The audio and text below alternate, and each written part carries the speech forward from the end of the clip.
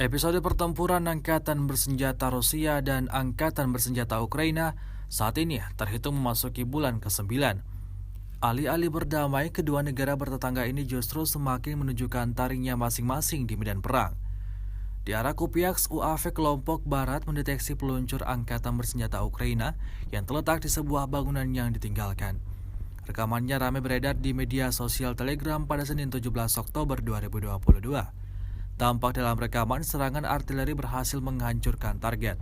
Akibatnya, bangunan terbengkalai tersebut yang juga sebagai tempat persembunyian Angkatan Bersenjata Ukraina meledak hingga hancur tak tersisa. Insiden ini lagi-lagi menambah daftar panjang kerugian yang didapatkan oleh pasukan Ukraina. Terima kasih sudah nonton. Jangan lupa like, subscribe, dan share ya.